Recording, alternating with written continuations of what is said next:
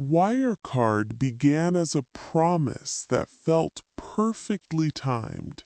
In a world moving from cash to cards, from bank branches to apps, the company positioned itself as the quiet engine behind modern payments.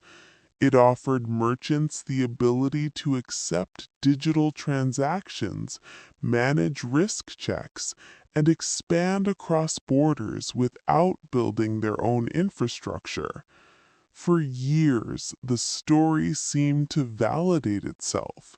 Rapid growth, global ambition, and the kind of tech-forward confidence that investors often reward. In Germany, Wirecard was framed as more than a successful business. It was treated as a symbol, proof that the country could produce a world-class digital champion to stand alongside Silicon Valley giants. The company's rise into the DAX index amplified that symbolism. Its valuations surged, headlines celebrated its expansion, and the brand became associated with speed, innovation, and the future of finance.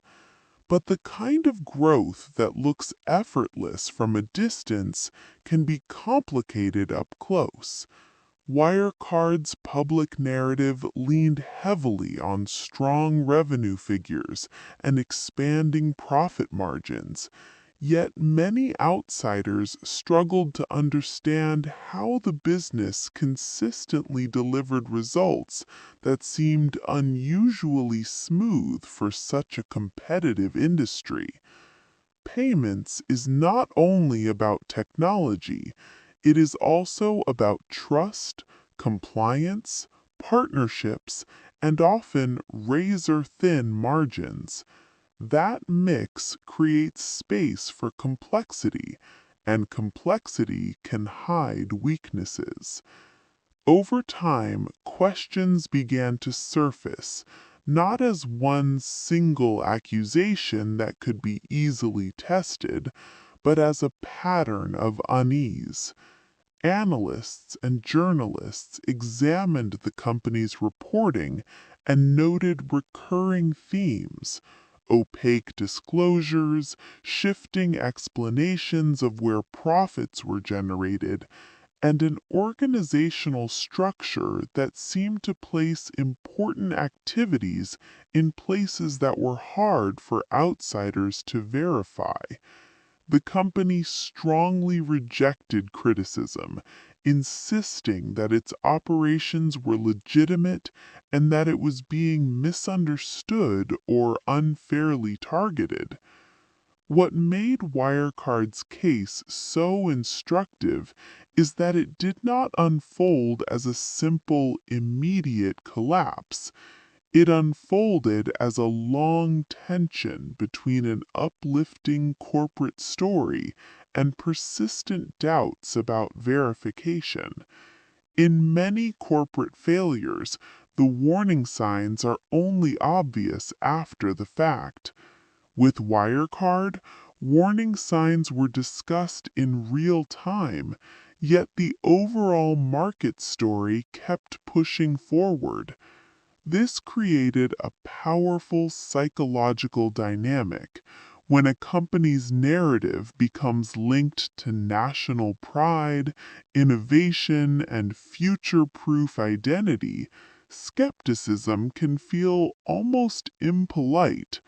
Doubts can be dismissed as negativity. Complexity can be reframed as sophistication, and strong stock performance can be treated as proof that everything is fine. In that environment, each new report or investigation became part of a larger contest. Believers pointed to growth and prestige, while critics pointed to gaps and inconsistencies. The more the company insisted it was being treated unfairly, the more supporters rallied. Yet the more the company fought critics, the more observers wondered why verification always seemed so hard. Wirecard's early years are therefore not only a business story, they are a lesson about how reputations form and how difficult they can be to challenge once they harden. The stage was set for a confrontation between numbers on paper and reality in the bank. To understand Wirecard, you have to understand the part of its business that appeared both central and strangely distant. The company's reliance on partners, especially in regions where payments infrastructure can be fragmented and regulation varies from country to country. Wirecard described a model in which it supported merchants globally, sometimes by working with third-party partners who handled certain acquiring and processing tasks. This structure was not, by itself, unusual. Many payment firms use partnerships to enter markets faster. The problem was not the concept of partnerships. The problem was the degree to which key profits and key cash balances appear to depend on arrangements that outsiders could not easily validate. Instead of a straightforward picture, merchant transactions flowing through clearly confirmed accounts, there were layers, partners, trustees, escrow-style accounts, and confirmations that depended on documents rather than direct, simple evidence. At the center of the later scandal was the claim that a very large sum, $1.9 billion, sat in trustee accounts connected to Wirecard's business in Asia. In corporate reporting, cash is supposed to be the simplest line item. Revenue recognition can be debated, forecasts can be optimistic, but cash should be there or not there. That is why the trust account story was so explosive. It suggested that the most basic corporate fact might be unclear. This is where the educational value becomes sharp. When a company repeatedly says, the cash exists, but it's held in special arrangements, it may be describing a legitimate structure, yet it is also creating a dependency. Trust shifts from the bank statement to intermediaries, from direct confirmation to layered attestations. The more layers, the more opportunity for misunderstanding or manipulation. Investigations and reports later emphasized that even when outside reviewers tried to verify parts of the business, they struggled to obtain reliable evidence for some of the underlying transactions and relationships. A key point that emerged was the difficulty in verifying whether certain revenues and customer relationships existed as described. In a payments company, the strongest evidence is usually transactional. Who paid, who received, what was processed, and where funds settled. When that chain becomes hard to trace, the risk rises. A special kind of danger appears when accounting becomes story-driven. If management can explain away missing clarity with confident narratives, this is how cross-border business works.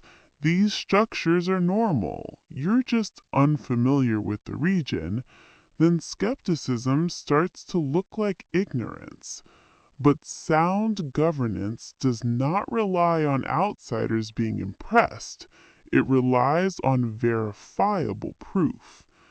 As pressure grew, the trust account concept became a focal point not only for critics, but for auditors and regulators. In a well-functioning system, the response to such a question is boring. confirm with banks, confirm independently, reconcile. Yet Wirecard's path became anything but boring. This chapter is crucial because it shows how a large corporate failure can hide in plain sight, not by inventing complicated mathematics, but by building complicated pathways that make simple validation feel difficult. And when the simplest thing, cash, starts to require a story, it is often a signal that the story itself has become the business. As doubts accumulated, Wirecard's public environment grew increasingly tense. The company faced scrutiny from journalists, analysts, and market participants who argued that the reported performance did not match what could be independently verified. In response, Wirecard often framed itself as the victim of coordinated pressure, suggesting that critics were driven by market motives rather than genuine concern. This dynamic matters because it transforms a verification question into a battlefield. Instead of asking, are the figures correct? The debate becomes, who is attacking whom? When that happens, attention shifts away from evidence and toward loyalty. Supporters focus on defending the company's identity. Critics become targets, and regulators can be pulled into the conflict in ways that blur their role. Oversight challenges were later described by lawmakers and policy analysts as more than a single missed detail. They pointed to broader weaknesses, fragmentation in supervision, uncertainty over whether Wirecard should be treated primarily as a technology firm or as a financial institution, and institutional hesitations that delayed decisive action. When regulation is not aligned with a business model, the gaps become places where accountability can slip. Another aspect that shaped the story was how easily complexity can intimidate. Payments companies operate across jurisdictions, manage sensitive risk controls, and handle compliance obligations. But this is exactly why oversight must be disciplined. Complexity is not an excuse to accept ambiguity, it is a reason to demand clearer confirmation. Public debate intensified after a major independent review struggled to verify parts of the company's claims. That moment did not end the story, but it amplified the question that had been present for years. If a company's reported success is real, why is proof so hard to obtain? In healthy markets, transparency becomes easier as a company grows. With Wirecard, core explanations often seem to become more complicated over time. This period also illustrates how corporate crises are shaped by communication strategy. A company can attempt to dominate the narrative using confident statements, legal pressure, or emphatic denials to slow momentum against it. In the short run, that can work, especially when share price performance and national prestige create a protective shield. But narrative defense is not the same as factual defense. Eventually, documents, confirmations, and bank reality become unavoidable. In the background, major institutions were being tested. Auditors responsible for independent assurance, supervisors tasked with market integrity, and governance bodies expected to challenge management when risks rise. The Wirecard case would later be widely treated as a lesson in what happens when these functions do not align quickly enough, when warning signs become debate topics rather than triggers for strict verification. By the time the crisis reached its climax, the story was no longer only about a company. It had become a mirror held up to the entire ecosystem around it, the incentives of markets, the confidence of national narratives, and the quiet failures that occur when skepticism is treated as hostility. In June 2020, the tension between narrative and verification reached a breaking point.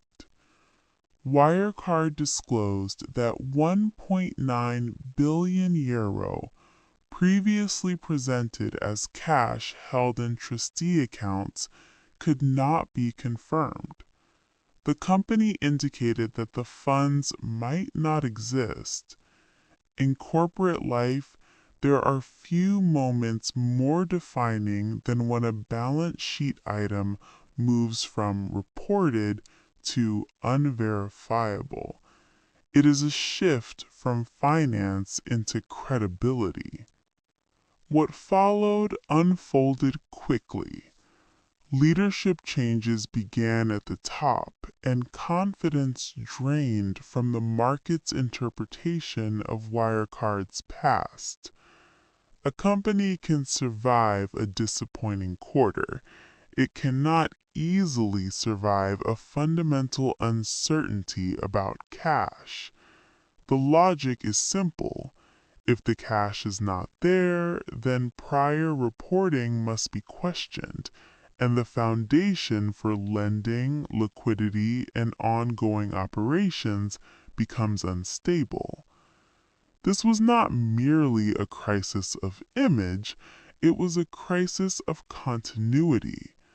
Banks and counterparties need confidence to maintain relationships. Merchants need reliability to keep accepting payments. Employees need clarity to plan their lives. Once the core financial position was in doubt, every stakeholder had to consider worst-case scenarios. Wirecard soon entered insolvency proceedings.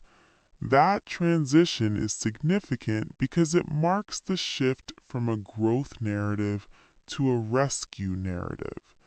Instead of expanding markets and scaling products, the focus turns to what can be preserved, what can be sold, and what claims can be reconciled.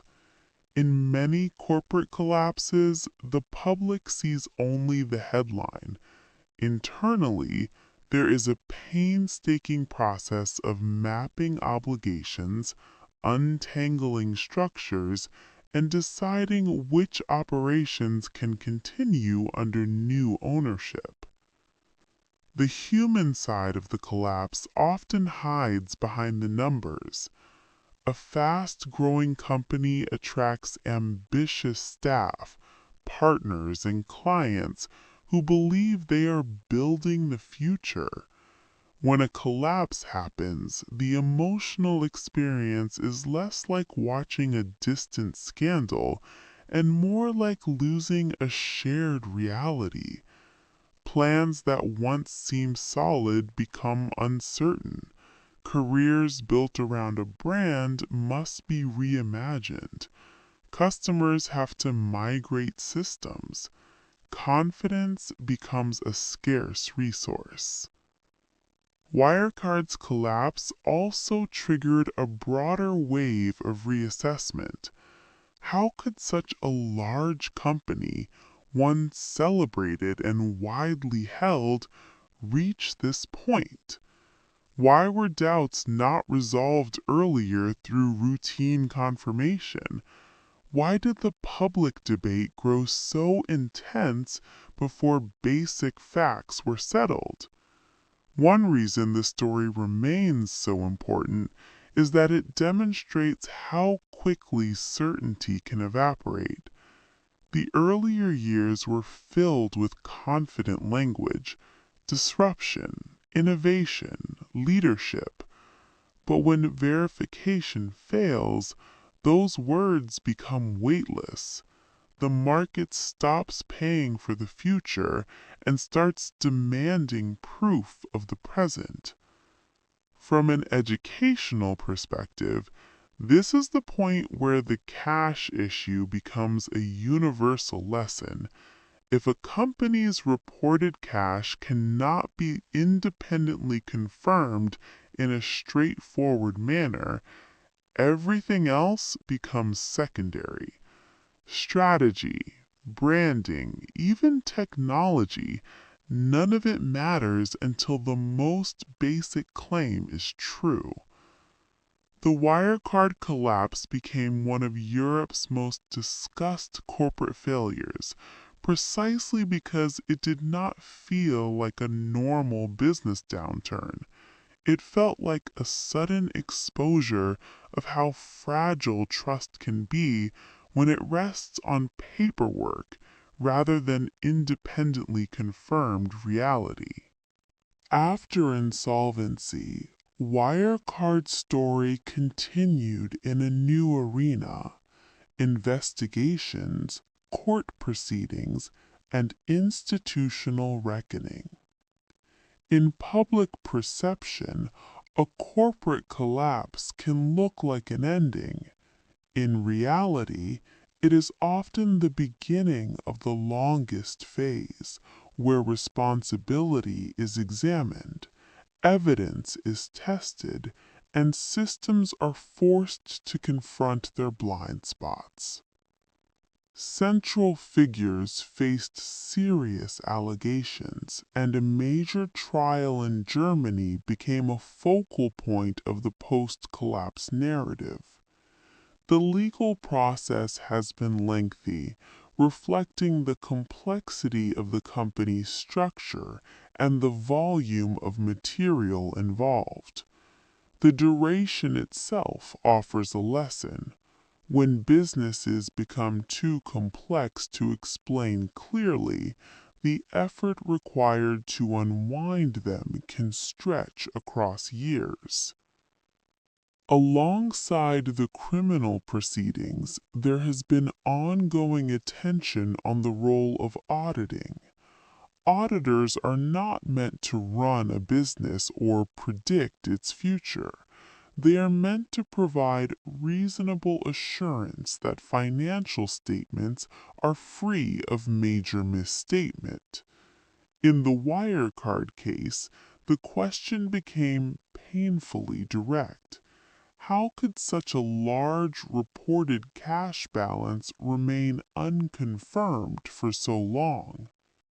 A German audit watchdog later described severe shortcomings in the audit work tied to Wirecard, including repeated violations of professional duties. This aspect matters because it shifts the lesson from bad actors inside one company to weaknesses in the gatekeeping function that protects markets. When gatekeeping fails, the cost is not only borne by one set of investors, it is borne by the credibility of the system itself. There were also legal disputes about liability: who owes damages, who can be held accountable, and what qualifies as market-relevant public information. Some court decisions have limited certain claims, illustrating how difficult it can be for investors to recover losses after large collapses, even when failures appear obvious in hindsight. Beyond Germany, Wirecard's collapse also drew attention to connected cases in other jurisdictions. Courts outside Germany examined conduct linked to confirmations and documents tied to Wirecard's claimed trustee balances. These proceedings reinforced a key theme.